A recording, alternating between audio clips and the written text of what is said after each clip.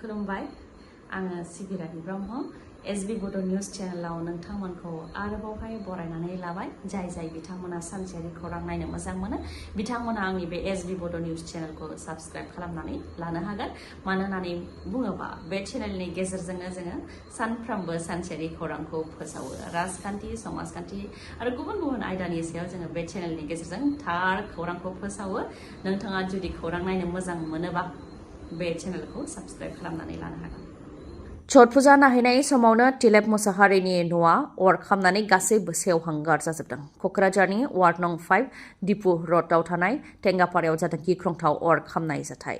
अर खामनायजों गासैबो सेवहांगार जाजोबदों। न'आव थानाय धोन सम्पतिजों लोगोसे फोरमान पत्र बासन पत्र गासैबो खामनानै सेवहांगार जाजोबदों। फोरमायथिनाय बायदिब्ला तिलेब मुसाहारिनि न'आव माखासे भाराथियाफोरबो थायोमोन जेरै भारती दास दिबिका आरो सुलेखा मुसाहारि बिथांमोनहाबो भारा थायोमोन। तिलेब मुसाहारिनि मुवा बेसादफोरा खामजोबनायजों लोगोसे भाराथियाफोरनि मुवा बेसादफोर जेरै कम्पिउटार लेपटप रां बेफोरनि अनगायैबो फरायसाफोरनि Nijut मयनानि check admit card registration गासैबो गोनां फोरमान बिलाइफोरा बे अर खामनायाव गासैबो सेवहांगार जाजोबदों। फोरमायथिनाय बायदिब्ला नखरनि बिगोमा तिलेब मुसाहारि बिथाङा छठ फुजा नायनो थाखाय थांदोंमोन बे समावनो बेफोर गासै जाथाया जानानै थादों। अरा बबेनिफ्राय खामनाय बेखौ दासिमबो मिथिनो मोननाय जायाखै। सर्ट सार्किटनि थाखाय जानो हागौ होननानै सन्देह खालामनाय जादों नाथाय दासिमबो रोखा जायाखै। जायनाखि तिलेब मुसाहारिया फिसा गला होनानैसो नखरखौ सालायोमोन बेराफारसेथिं अर खामनायजों गासैबो सेवहांगार जाजोब्बाय।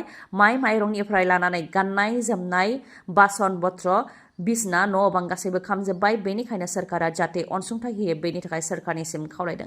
बिटिसि सरकारा फैनानै जाहाथे नायफैनायजों लोगोसे जानो थाखाय राहा खालामनानै होनायजों लोगोसे न' बांखौबो फोसाबनायाव बा फाहामनानै होनायाव जाहाथे मदद होयो बेनि थाखाय खावलायो ओनसोलनि सुबुंफोरा। बिपिएफ दोलोआ बिटिसि सरकाराव फैनायनि उनाव गिबि खेबनि थाखाय बिटिसि जौगानायखौ लानानै आसामनि गिबि मन्थ्रि डक्टर हेमन्त बिश्व शर्मा बिथांखौ लोगो हमदों। हाग्रामा महिलारिजों लोगोसे माखासे इएमफोर आरो दैदेनगिरिफोरा हेमन्त बिश्व शर्मा बिथांखौ लोगो हमनानै सावरायदों जेराव डक्टर हेमन्त बिश्व शर्मा बिथाङाबो माखासे रादाय होदों बा फोरमायथिदों। बिथाङा फोरमायथिदों दि बिटिसि जौगानायनि सेन्ट्रेल आरो स्टेटनिफ्राय फैनाय जि बिथांखिफोर बेफोरखौ फुल इमप्लिमेन्टेसन खालामनाय जागोन। बिटिसि जौगानायनि थाखाय आरो बिटिसिआव गोजोन लाखिनो थाखायनो बिथांखिफोरखौ हरनाय जागोन होननानै रादायखौ होयो डक्टर हेमन्त बिश्व शर्मा बिथाङा। ओजोंहाय मा सावरायनाय जादों बे आयदायाव बिपिएफनि एमएलए दुर्गादास बर' बिथाङाबो माखासे खोथा फोरमायथियो। बिटिसिनि बाजेटआव बेसेबां रां दं गैया बेफोरखौ लानानै सावरायनाय जादों। हाग्रामा महिलारि बिथाङा जायनाखि जौगानायनि खामानि मावनो थाखाय रादाय होदोंमोन बे लेखायैनो बेफोरखौ सावरायनाय जादों होननानै फोरमायथियो आरो हाग्रामा महिलारिनि सोरखारनि समाव जि 25 बिल दैथायहरदोंमोन बेनि मादाव बबेया गनायजाथाव बेफोरखौ मावनो थाखाय माखासे समय होनाय जादों होननानैबो फोरमायथियो दुर्गादास बर'आ। प्रमद बर'नि सोरखारनि समाव थिकादारफोरा गोजाम बिलखौ मोननो थाखाय जि केस होदोंमोन बे केसखौ बोखारनो थाखाय बिपिएफनि दैदेनगिरि बिक्रम दैमारिया खावलायनायखौ लानानै बुजिनो मोनाखै मन्थ्रि उरखावगोरा ब्रह्म बिथाङा। कर्टआ मा राय होयो बे लेखायै बिलखौ होलाङोब्लानो केसआ जोबगोन बे खोथाखौ फोरमायथियो मन्थ्रि उरखावगोरा ब्रह्म बिथाङा। बिपिएफआ सरकाराव फैनायनि उनावनो माखासे खामानिखौ मावनो थांखि लानाय बा मावनाय खामानिफोरखौ मोजां मोननो हायाखै होननानै फोरमायथियो मन्थ्रि उरखावगोरा ब्रह्मआ।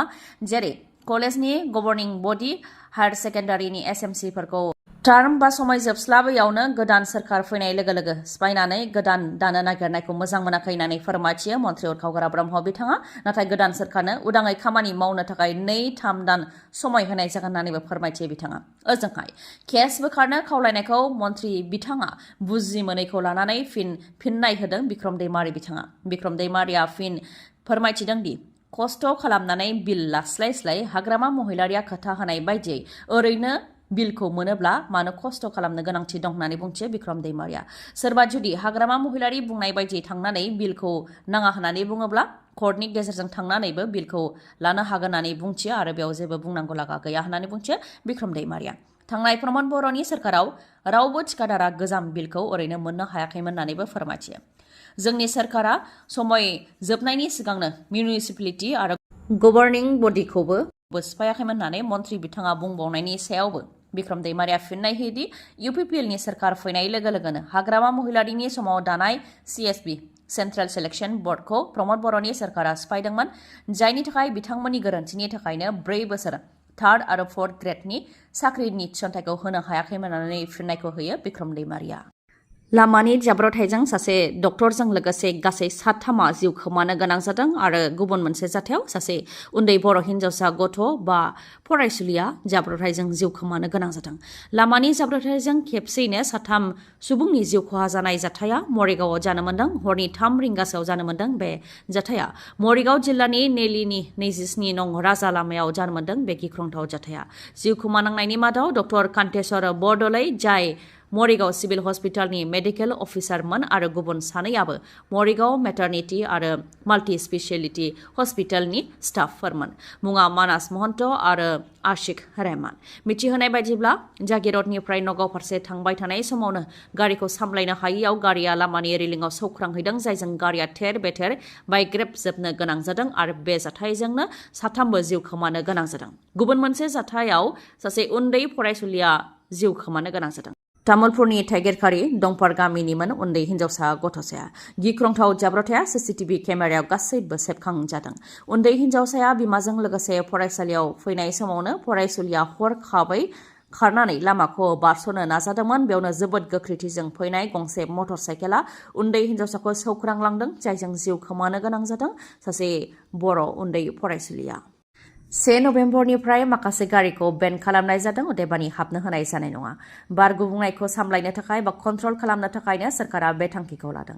BS4, BS5 आरो बेनि गाहाय स्टेन्डार्डनि कमार्शियेल गारिफोरखौ बेन खालामनाय जादों, अदेबानि दिल्लीयाव हाबनो होनाय जानाय नंला।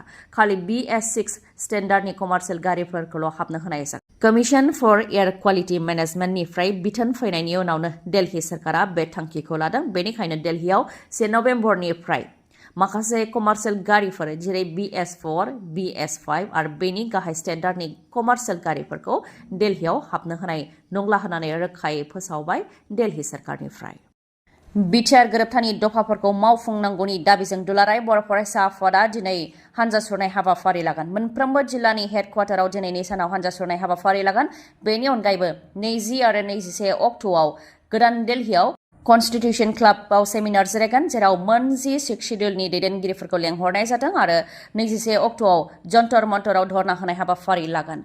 बिटिआर गोरोबथानि माखासे दफाफोर जेरै सिमा बारायनाय, गामि सोनाय, 125 एमेन्डमेन्टखौ पास खालामनाय, आर्टिकेल 280 नि गेजेरजों डाइरेक्ट फाइनेन्स खालामनाय, BKWS आव गामि सोनो थाखाय नटिफिकेसन होनाय, कार्बि आंलंनि बर'फोरनो SD हिल्सनि स्टेटास होनाय, स्कुल आरो कलेजफोरखौ प्रभिन्सियेलाइज खालामनाय, बेफोर माखासे दाबिफोरखौ लानानै धर्ना होनाय हाबाफारि लागोन होननानै फोरमायथिदों दुलाराय बर' फरायसा आफादनिफ्राय। बेनि अनगायैबो फैगौ 10 नभेम्बराव गुवाहाटीनि खानापारायाव थानाय भेटेनारि साइन्स कलेजनि गेलेग्रा फोथाराव 1 लाख सुबुं गौमा हाबाफारि लादों। CC2नि बानजायनायाव ट्राइबेल संघ, एबसु आरो गुबुन गुबुन आफादफोरा बेयाव थुबुर जागोन होननानै फोरमायथिदों। जायनाखि मोनद' हारिया ST दाबि खालामगासिनो दङ, बेनिखायनो आसाम सोरखार आरो भारत सोरखारनो मेसेज होनो थाखायनो सुबुं गौमा हाबाफारिखौ लादों होननानै फोरमायथियो, जाहाथे जेबो क्राइटेरिया गैयैफोरनोबो राजखान्थि मुलाम्फानि थाखाय 2026 मायथाइयाव जानो गोनां बिधान सभा बिसायख'थिखौ नोजोर होनानै बेनि मुलाम्फा लानो थाखाय ST होआ। बेनि थाखाय आसाम सोरखार आरो भारत सोरखारनिसिम मेसेजखौ हरगोन, थाखानाय STफोरखौ धंस खालामनानै जाहाथे ST होआ, बेनि थाखायनो बेयाव सुबुं गौमा हाबाफारिखौ लागोन होननानै फोरमायथियो दुलाराय बर' फरायसा आफादनिफ्राय। थांनाय BTC सोरखारनि समाव सायख'जानाय 150 बिजाथिफोरनो मण्डल ट्रेनिं होनाय जासिगोन। 24 नभेम्बरनिफ्राय ट्रेनिंखौ गुवाहाटीनि दक्षिणगावआव थानाय Assam survey and settlement training सेन्टाराव होनाय जागोन। BTC सोरखारा 150 बिजाथिफोरनो मण्डल ट्रेनिं होनो थाखाय लिरहरदोंमोन। बे लेखायै रेभिनिउ एन्ड डिजास्टार मेनेजमेन्ट डिपार्टमेन्टनि मन्थ्रिया गनायथि होबाय आरो दा ट्रेनिंआ जासिगोन। 6 दाननि थाखाय जागोन बे ट्रेनिंआ। साफ्रोमबोनि नखराव साफा साफा साख्रि होनो रादाय, अल पेन्सन स्किमखौ लाबोफिननो रादाय। बेनि अनगायैबो आइजोफोरनि थाखायबो गोबां बिथांखि।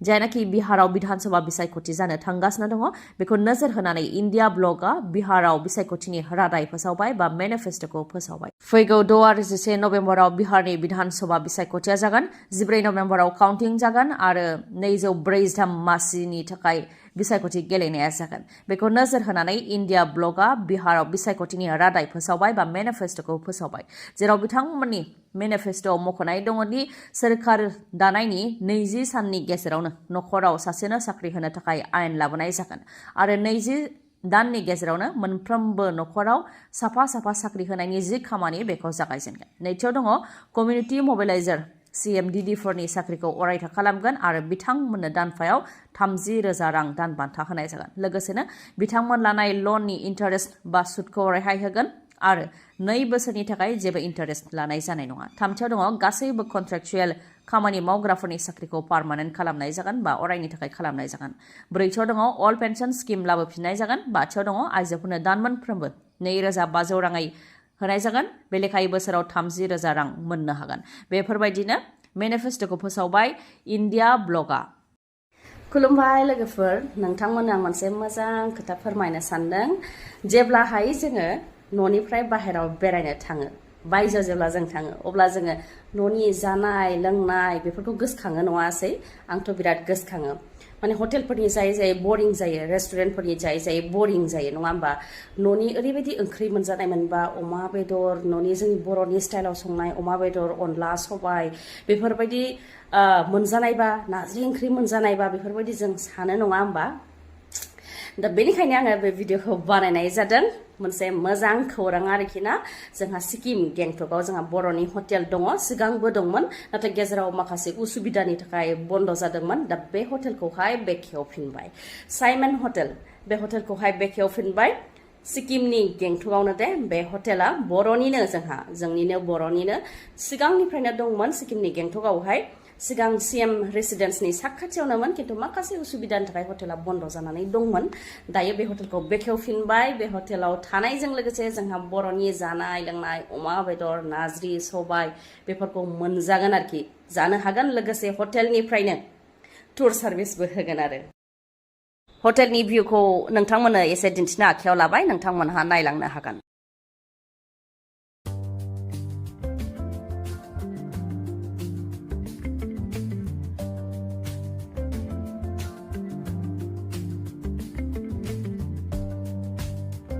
साइमन हटेला सिगां CM रेसिडेन्सनि साखाथियावनोमोन। दा बेखौ सोलायनानै अल इन्डिया रेडिअ क्वार्टारनि साखाथियाव लांनाय जाबाय। लाल बाजार ट्राफिक पइन्टनि साखाथियावनो 3 मिनिटनि जानथायावनो बे बर'नि हटेलखौहाय नोंथांमोनहा मोननो हागोन। सिक्किम जायगायाथ' ओरैबायदि समायनायखा, आंबो सिगाङाव थांखांबाय आरो आंबो बे साइमन हटेलावनो, जोंनि बर'नि हटेलावनो थादोंमोन। नोंथांमोनहाबो जुदि सिक्किमाव थांनायनि प्लान खालामदोंबा बे बर'नि हटेल साइमन हटेलावनो थानो हागोन। फोनांजाबनो थाखाय जानबुं नाम्बारा 7501510292 नङाबा 7896571045। गोजोन्थों। गिबियावनो बयखौबो आंनि गोसो गोरबोनिफ्राय खुलुमनाय जासिहरनाय जाबाय। आं नोंथांमोननो बेखौनो फोरमायनो लायोदि जोंनि साइमन हटेलावहाय जानायजों लोगोसे थानाय, बेनिफ्राय गासै ट्रिपखौबो जोंनो हेन्डेलियानि सार्भिस खालामनाय जायो। बे होखानाय नाम्बाराव नोंथांमोना फन खालामनानै जायखिजाया समावनो नोंथांमोननि रोंगौथिखौ मिथिना लानो थाखाय जोंजों रायज्लायनो हागोन। आं बेखिनिखौनो नोंथांमोननो फोरमायनानै गोजोनोदि गोजोन्थों। मोजां, जोङो सिक्किम बेरायफैदोंमोन। जोङो नाथुला थांबाय, सांगुलेक थांबाय, बायदिसिना बुस्थु नायहैबाय। जोङो नायनानै फैखांनायनि उनाव जोङो दा गेंटकआव दङ, बाजैनि हटेलाव जोङो जाफैदों, बर' हटेल। बेखायनो बड'लेण्डनि गासैबो रायजो राजाफ्रा जुदि सिक्किम फैयोब्ला नैबे बाजैनि हटेलाव फैनानै जाफैबानो जाबाय। अमा नारजि, सबायजों दाउजों आरो बेजों लोगोसे बायदि रोखोमनि माने बर'नि आइटेमफोर मोनो आरो। बेखायनो जों बिराद मोजां मोनदों। माने ओंखामा जों दस्राखौ जायै माने मोजां मोनथारलामोन। दा मोनजानानै बिराद गोजोननाय मोनबाय आरो। Thank you. Welcome. खुलुमबाय। जोङो दाख्लै आं जेब्ला फार्स्टआव नायजेनदोंमोन, सिक्किम रायजोआव जों फैनो होननानै जों थांखि लाखानायखामोन। दा बेयाव मा सानदोंमोन जे मोनसे इउटुबाव नुदों आरोना। दा बेयाव नुनायाव जे जोङो थाङोब्ला जे बाजेटआव हाबनानै जों फैगोन होननानै जों साननानै दंमोन। दा बेनिखायनो जों एकदम थारैनो बाजेटनि लकेसन हरनानै थारैनो बाजेटनि हटेलाव मोनजाफैनानै खोब गोजोननाय मोनदों। Thank you, brother. Thank you so much, and most welcome. Next time visit खालामबाव आरो. Thank you.